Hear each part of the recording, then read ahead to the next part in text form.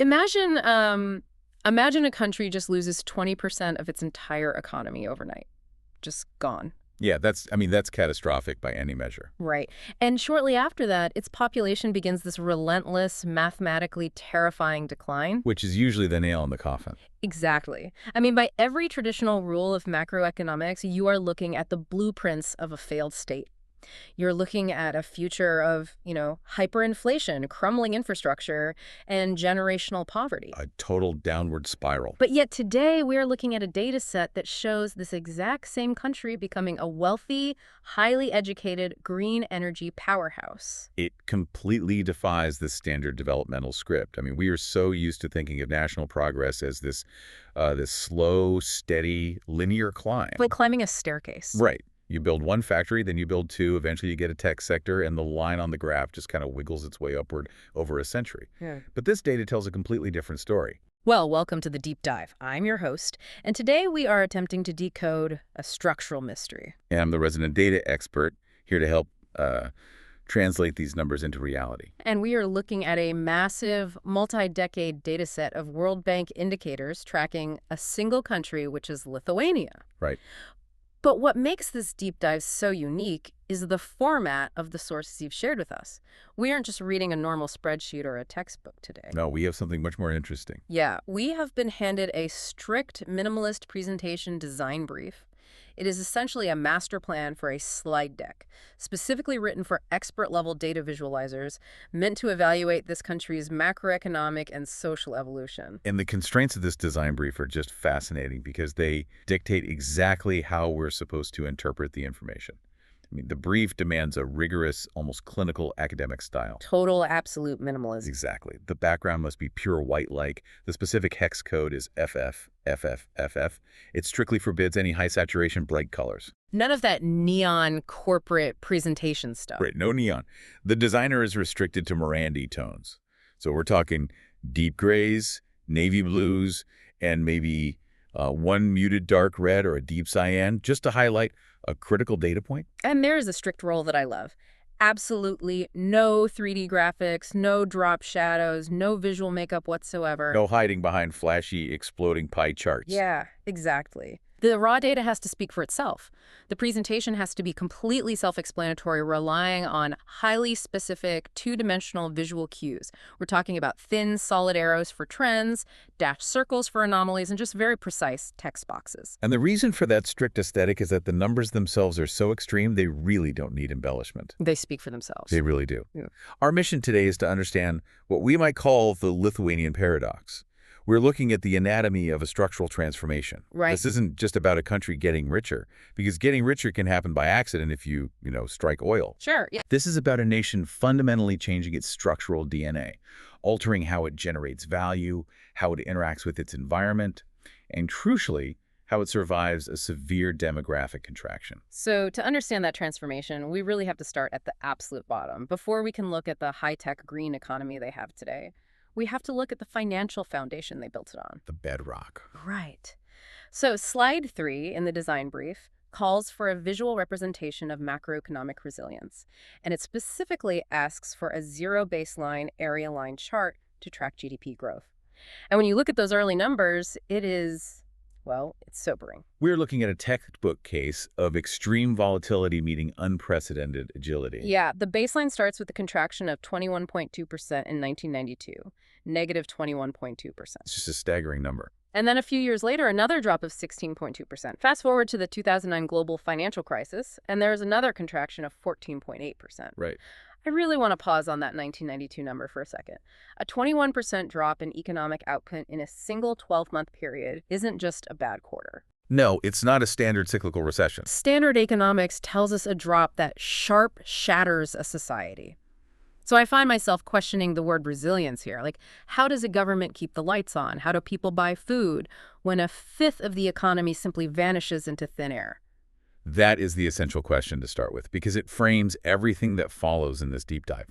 What we are seeing in that early 90s data is not a recession where, consumers just tighten their belts and stop buying new washing machines for a few months. Right, it's bigger than that. Much bigger. Yeah. This is a massive systemic event of what economists call creative destruction.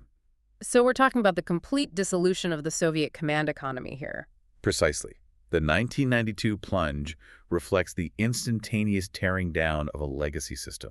I want you to imagine an entire nation's industrial base waking up on a Tuesday and realizing that its supply chains, which stretched all across the former Soviet Union, just no longer exist. Wow. Just gone overnight. Gone. Its guaranteed state markets are gone. The currency it operates in is suddenly obsolete or hyperinflating. The factories are still physically there, the workers are still there, but the entire logical framework of the economy has evaporated. Because under the old system, prices weren't determined by supply and demand, right? They were dictated by a central planning committee. Exactly. So when that committee disappears, nobody actually knows what anything is worth anymore. That's it, exactly. And the drop is so severe because the old system was entirely dismantled before the new market system could be built to replace it. It's an economic freefall. Terrifying. It is. But this is exactly why the design brief for this specific chart is so meticulous. The designer is instructed to use a stark downward arrow to mark the trough of that massive contraction, but then immediately to use a dashed circle to highlight what comes next. The V-shaped rebound. Yes, that dashed circle is highlighting a truly remarkable recovery. Within a few years, they surge back to over 10% annual growth. That's incredible. And even after that brutal 2009 financial crash, where they lost nearly 15%, they bounced back rapidly, maintaining steady positive growth ranges in the years following, despite massive geopolitical and economic shocks in their immediate region. So they just keep bouncing back. Right. The V-shape in the data proves that the underlying capacity of the nation wasn't broken by the fall. It was just entirely reset. Think about what that area chart looks like in your mind. A flat zero line, a sudden, terrifying cliff dive down into the deep red marked by that downward arrow, and then a sharp, aggressive bounce right back up into the positive, circled in a muted gray dashed line. It's very visual. It is a visual representation of taking the hit, which makes me wonder about the broader economic theory here. What does this tell us about how transitioning economies should handle structural failure? Well, it brings up a really fierce debate in institutional economics about shock therapy versus gradualism. Ah, okay. The data here strongly suggest that sometimes taking the hard medicine of a massive immediate contraction is the necessary path. Because the alternative is subsidizing deadweight. Right. The alternative is what we call zombie companies. Zombie companies. Yeah. If a government decides the 21% drop is too painful politically, they might print money to artificially prop up those obsolete, inefficient state-owned factories. They subsidize them for decades just to keep unemployment numbers looking okay on paper. But that doesn't actually fix anything. No, it leads to slow, agonizing stagnation. It traps capital and labor in unproductive sectors. Taking the immediate hit, just clearing the brush, entirely allows the society to rapidly reallocate its labor and resources toward a functioning market economy. So it paves the way for that sustainable double-digit growth a decade later. Exactly. But surviving the initial shock is really only phase one. You survive the systemic collapse, sure, but how do you actually build long-term muscular endurance? Because a V-shaped recovery just gets you back to where you started. That's a great point. We need to transition from looking at pure GDP, which is just the overall size of the economic pie, to what the citizens are actually earning, and more importantly, how the nation is saving. And this is where we shift from merely tracking survival to analyzing the architecture of wealth creation. Slide 4 in our brief. Right. And the visual instructions in the brief for this specific metric are incredibly evocative. The designer is asked to create a dual-axis chart. So we have a bar chart representing the national savings rate, overlaid with a line chart showing income growth. Right, 2 data points interacting. But the key instruction here is to draw a firm horizontal dashed line straight across the 0% mark, because the data here crosses a massive structural threshold. Let's look at the income first. Okay, the adjusted net national income per capita. Back in the early 90s, during that period of creative destruction we just talked about, it sat around $1,600 in current U.S. dollars. Very low. It was an incredibly low-income environment. Fast forward to recently, and that number is soaring towards $20,000. Which is a massive jump. It is a transformative, generational leap in personal purchasing power. But while income is great, the metric that truly defines a nation's future is the adjusted net savings rate. Yes. This might be the most revealing indicator in the entire World Bank dataset we are looking at. The data shows the adjusted net savings starting at a deeply negative 7.6% of gross national income in the early years. Negative 7.6%. Uh-huh. And then over the years, it steadily climbs. It crosses that 0% dash line, eventually peaking at over 13% and stabilizing safely above 11%. Which is a total paradigm shift. To put this into a personal finance perspective for you, going from a negative 7.6% savings rate to a sustained plus 11% is like a person who is maxing out high-interest credit cards just to afford their weekly groceries, suddenly transforming into someone who aggressively maxes out their retirement accounts and invests in index funds every single month. That's a great way to think about it. It is a complete behavioral and structural reversal. It is. But to really grasp the magnitude of this shift at a national level, we have to unpack what the World Bank actually means by adjusted net savings. Because it's not just a measure of how much money the government or the citizens have sitting in checking accounts. Right. It's a much more holistic accounting system. Exactly. Standard gross savings just looks at income minus consumption. What's left over? Right. But adjusted net savings is designed to measure the true sustainability of an economy. It starts with gross savings, but then it deducts the depreciation of physical infrastructure. Oh, interesting. So if your bridges are rusting and your roads are cracking, that counts against your savings. Yes. Then it deducts the depletion of natural resources. If you are clear-cutting your forests or mining all your coal to generate cash, the World Bank subtracts that value because you are actively depleting your national asset base. You are basically selling off the furniture to pay the rent. Precisely. But here is the brilliant part of the metric. After making those deductions, it adds back an expenditure on education. Oh. It treats education not as a sunk operational cost, but as a direct investment in human capital. That makes so much sense. So when a country has a negative adjusted net savings rate of medical 7.6%, it literally means it is cannibalizing its future to pay for its present. Exactly. The wealth being created on paper is an illusion because it's coming at the direct cost of degraded infrastructure, a stripped environment, or a chronically underfunded, uneducated populace. Yes. A negative rate means the nation is fundamentally becoming poorer in real terms every single year, regardless of what the GDP says. So when Lithuania leaps from negative 7.6% to positive 11%, they didn't just get a little richer. They structurally shifted from extracting value to compounding value. They stopped eating their own foundation. They did. And that's why the slide design requires that single upward arrow highlighting the exact moment the data crosses that horizontal 0% line. It's the visual representation of a nation becoming future-proof.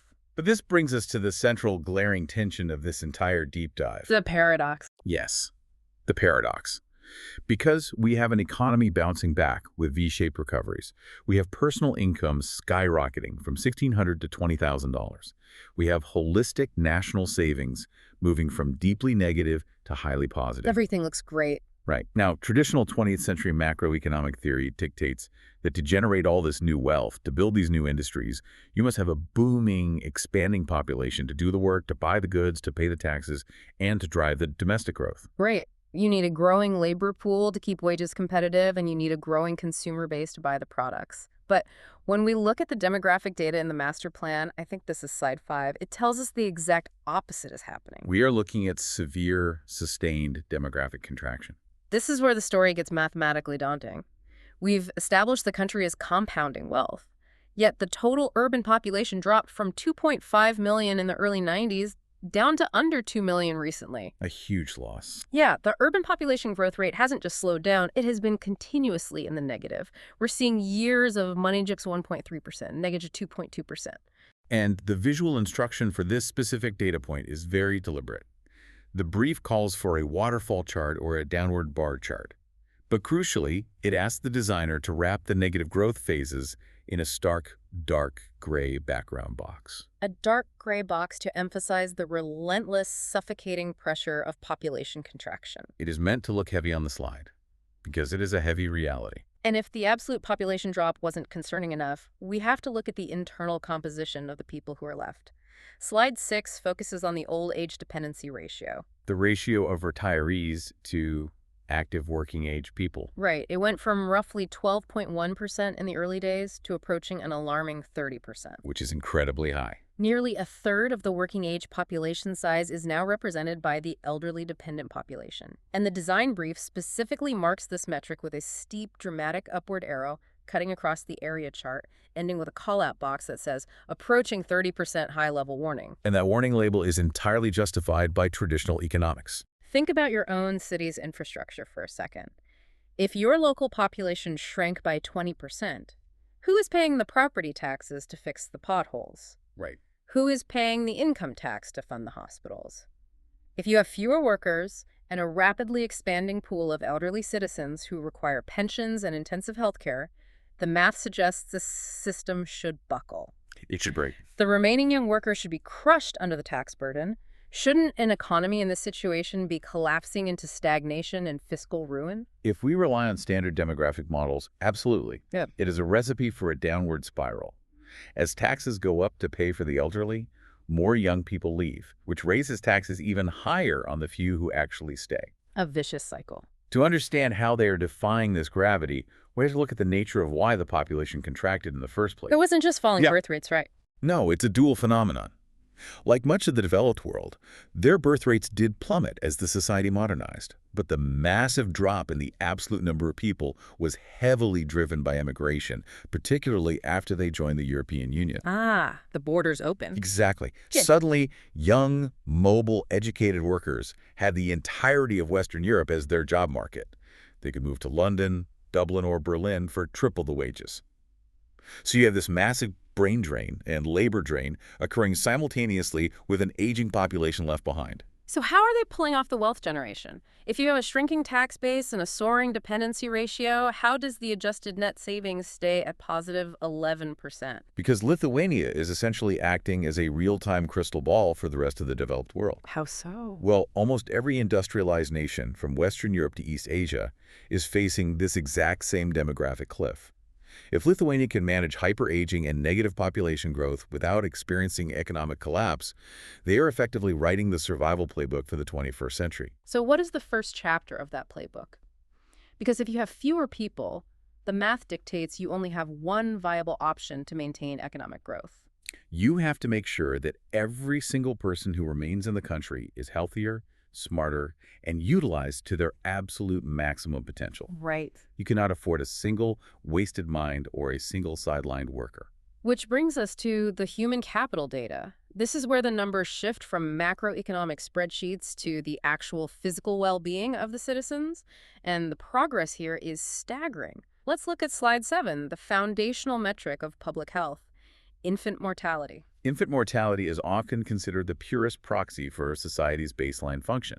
It tells you about maternal nutrition, sanitation, infrastructure, and the accessibility of primary care. The data shows it plummeted from over 20 deaths per 1,000 live births in the early days down to roughly 3 per 1,000 recently. Going from 20 to 3 is the difference between a struggling transitional system and a world-class modernized healthcare standard.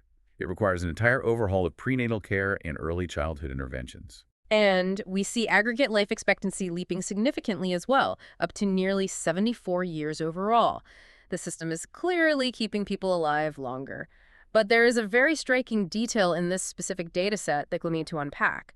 The design brief calls for a step-line chart to show longevity, but when you dig into the gender breakdown, there is a stark gap. Yes, a very noticeable one. Female life expectancy crossed 81 years, which is excellent, but male life expectancy was lagging significantly, hitting only the low 70s. That is an 8 to 10-year difference between men and women. Standard biology might account for a few years, but 10 years suggests something systemic. What causes that kind of divergence? What's fascinating and, well, somewhat tragic about this gender gap in mortality is that it is a widely recognized phenomenon across many post-Soviet states. Oh, really? Yeah. Well, the healthcare infrastructure vastly improved saving infants and treating acute diseases. There was a deep layer of societal, behavioral, and historical factors at play. The hangover of the transition. Yes, exactly. The sheer psychological stress of that 1992 economic collapse disproportionately impacted the male workforce of that generation. You see historical patterns of extreme cardiovascular issues, higher rates of occupational hazards, and lifestyle factors rooted in how that generation of men process the structural trauma of losing their societal roles overnight. Wow. The medical system can build the best hospitals in the world, but it takes much longer to shift entrenched behavioral health crises. So, It's a very common reaction when looking at World Bank education data. But the design brief for this slide actually anticipates that exact confusion. right. The brief asks for a minimalist waffle chart or a progress bar, but it specifically dictates that the progress bar should be filled past the 100% mark. And it requires a text box next to it explaining that exceeding 100% is not a glitch in the matrix. Exceeding 100% in a primary completion metric means you are not just graduating the standard age cohort of children. It means you have pulled in out-of-age range individuals. Okay, so who are they? It represents adults returning to the classroom, comprehensive lifelong learning initiatives, and the systematic eradication of historical illiteracy. It represents a total societal mobilization. Exactly. When you are losing your youth to immigration, the society realizes it cannot afford to leave a single remaining brain untrained. You have to upskill the adults who were left behind by the previous educational system. And you see the compounding effect of this focus on human capital in the adolescent fertility rate. The drop there is massive, from almost 50 births per 1,000 down to just 5.8.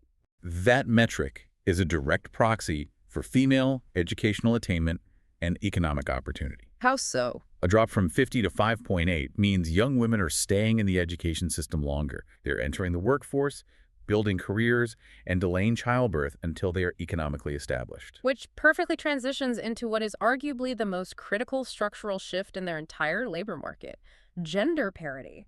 Because if your total population is shrinking, you absolutely cannot afford to sideline half of it. It ceases to be just a matter of social justice and becomes a matter of cold, hard macroeconomic survival. Let's look at slide 10.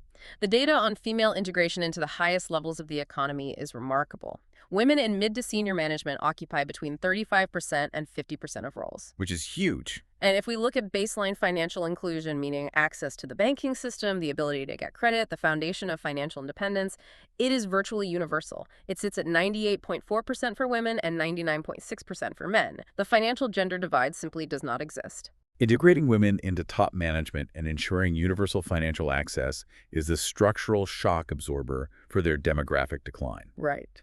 In many older, established Western economies, you still see significant drop-offs in female labor participation after childbirth or massive disparities in corporate leadership. When your workforce is expanding, an economy can lazily absorb that inefficiency.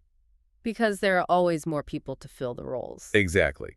But when your workforce is shrinking by 2% a year, keeping highly educated women out of leadership is economic suicide. And the slide design requested for this data point is so elegant. The brief calls for a dumbbell plot. If you aren't familiar, a dumbbell plot looks like a line connecting two dots representing two different variables, in this case, male and female management levels. It's a great visual tool. The visual instruction is to use a bright contrasting color to highlight the female management percentage dot with a call-out line explicitly stating that this level of female leadership is far higher than the average in many older, heavily established Western European countries. They are getting an exponentially higher yield out of a much smaller demographic crop. They have fundamentally rewritten the social contract of their labor market to ensure every capable mind is deployed. Okay, so we have established the foundation. We have a smaller, but significantly smarter, healthier, and vastly more equitable workforce. But human capital alone doesn't build a modern economy. A brilliant, highly educated worker still needs tools. What infrastructure are they using to drive this post-industrial output? This is where we look at the technological leap and the environmental transformation. Because to grow wealth with fewer people, you have to do vastly more with significantly less. The master plan dictates two parallel tracks here: the digital leap and the green leap. Let's look at the digital side first on slide 11. The data shows internet usage exploding from near zero in the early years to roughly 90% across the entire population. But what the design brief wants us to focus on isn't just the sheer volume of users, it's the distribution. The equity of the infrastructure. Yes. The brief calls for side-by-side area line charts comparing male and female internet adoption over time. And the explicit instruction to the designer is this: the two lines highly overlap. Use a bracket to highlight this overlapping area and label it: significant digital gender equality, no digital divide. That is a crucial nuance. In many transitioning economies, technology is adopted asymmetrically. What do you mean? Well, the urban centers get it first, the men get it first, the wealthy get it first. A lack of a digital divide here means the entire population, regardless of gender, was upskilled and connected simultaneously. And it wasn't just connecting people to Facebook, it was connecting them to high-level innovation. On slide 9, we see the density of research and development personnel surging from just 130 researchers per million people to over 2,700 per million. They build an absolute army of technologists. It makes me think of an analogy. Imagine a legacy factory that is forced to lay off half its workers. But instead of the factory slowly dying, management takes the remaining workers and equips them with advanced robotic exoskeletons and precision tools. The result is that the smaller crew is actually producing double the output with half the physical effort. That is a fantastic way to visualize productivity gains. But to make that analogy perfectly fit the Lithuanian data, we have to add one more element. Those exoskeletons are powered by solar panels, and the factory no longer dumps toxic sludge into the river out back. Right. Because they didn't just digitize, they completely transformed their environmental footprint.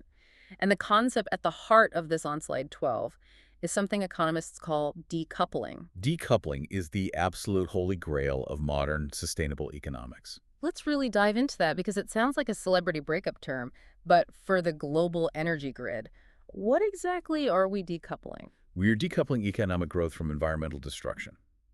Historically, ever since the dawn of the Industrial Revolution in the 1800s, GDP and carbon emissions were locked in a miserable marriage. They went hand in hand. If your economy went up, it meant you were burning more coal, you were running more steel mills, you were driving more diesel trucks. CO2 emissions went up in exact lockstep with wealth. More money meant more smoke in the sky. It was unavoidable. Exactly. Now, in recent decades, many developed countries have achieved what we call relative decoupling, Relative decoupling, meaning what? meaning the economy is growing faster than the emissions are growing. GDP might go up by 5% and emissions only go up by 2%. It's more efficient, but the absolute volume of pollution is still increasing. You are still adding more carbon to the atmosphere every year. You're just doing it a bit slower relative to your wealth. But the data we are looking at here shows something entirely different. Yes. The World Bank data for Lithuania proves absolute decoupling. Meaning the GDP went up significantly, as we saw with personal income hitting $20,000, while their total greenhouse gas emissions physically plummeted. The data shows emissions dropping from the 40 to 50 megaton range of CO2 equivalent all the way down to the 21 to 26 megaton range. That is a drop of more than 50% in absolute emissions while the economy expanded. And we see it in the economic intensity metrics, too. The CO2 damage, calculated as a percentage of gross national income, dropped from 2.7% down to under 0.8%. They got radically richer while actively polluting less in absolute terms. How does a country actually achieve that mechanically? Because it's easy to say they went green, but transitioning an entire national grid is incredibly difficult. It requires immense political willpower and structural overhaul. Remember that legacy Soviet economy we talked about collapsing in 1992? Yeah, the 21% drop. That economy was incredibly energy-intensive and heavily reliant on imported fossil fuels. Achieving a 50% drop meant physically retrofitting the nation. It meant transitioning massive municipal district heating systems, which used to run on heavy fuel oil and coal over to biomass and renewables. Oh, wow. It meant nationwide programs to upgrade the thermal insulation of thousands of brutalist Soviet-era apartment blocks so they stopped leaking heat into the winter air. So it's millions of small, unglamorous infrastructural changes that compound into a massive national drop in emissions. Precisely. And the immediate, tangible payoff of this decoupling isn't just global carbon reduction, it is the physical air the citizens breathe.